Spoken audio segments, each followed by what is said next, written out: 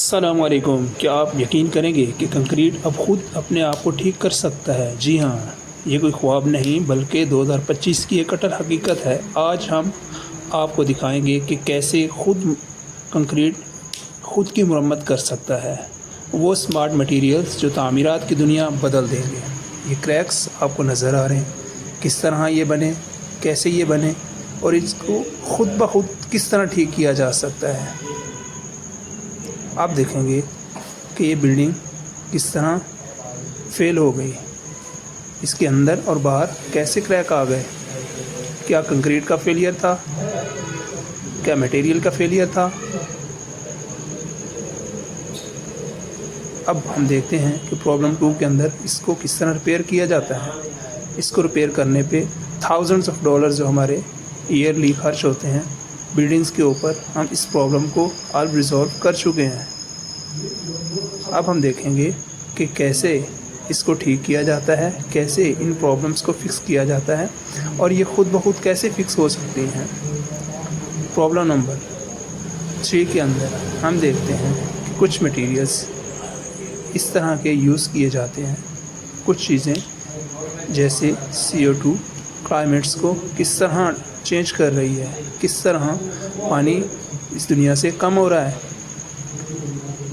CO2 carbon dioxide इस दुनिया में 4 अरब टन सीमेंट सालाना बनता है और इसी निस्बत से 4 अरब टन जो है कार्बन डाइऑक्साइड खारिज करता है। इंसान 40 अरब टन CO2 सालाना खारिज करते हैं। इसको किस तरह कम किया जा सकता है, किस तरह इसको फिक्स किया जा सकता है। कुछ इस तरह का मटेरियल जो हम यूज़ करेंगे अपने बिल्डिंग्स के अंदर, कंक्रीट जिसके अंदर केमिकल्स हम इस्तेमाल करेंगे। कौन से केमिकल हैं, किस तरह इस्तेमाल करते हैं, आगे चल के हम आपको बताएंगे।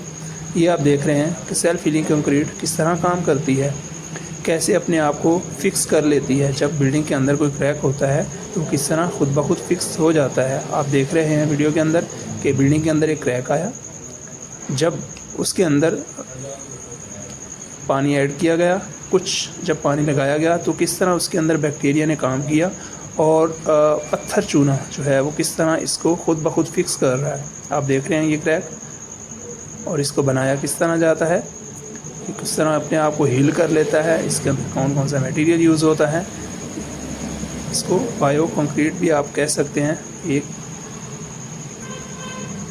आप देख रहे हैं किस तरह जो है ये क्रैक्स बिल्डिंग के अंदर आ रहे हैं और किस तरह ये खुद ब खुद फिक्स होंगे।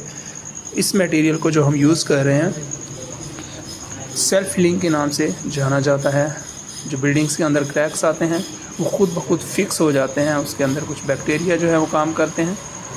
ग्राफीन नाम की एक प्रोडक्ट जो हम अपनी कंक्रीट मिक्सिंग के दौरान इसके अंदर यूज़ करते हैं वो हम इसके अंदर डालते हैं और कुछ ये इस तरह वर्क करते हैं। बैक्टीरिया क्रैक्स के अंदर बहुत चूना बनता है जो बाद पत्थर बन जाता है। कुछ टाइम के लिए इसके ऊपर जब पानी डाला जाता है तो ये ख़ुद को इस तरह फिक्स करना स्टार्ट कर देता है और बाद अज़ां हमें मालूम ही नहीं होता कि इसके अंदर कोई क्रैक था या नहीं था।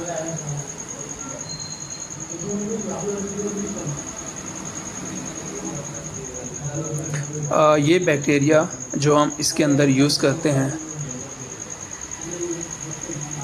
जो कंक्रीट के अंदर पानी लगने के बाद ज़िंदा हो जाते हैं और इस तरह कुछ फिलिंग करते हैं। आप देख रहे हैं वीडियो के अंदर कि एक होल सा बना हुआ है और पानी के जब लगा इस कंक्रीट को तो किस तरह बैक्टीरिया इसके अंदर जो मौजूद थे ज़िंदा हो गए और उन्होंने काम अपना स्टार्ट कर दिया इसको फिक्स करने के लिए।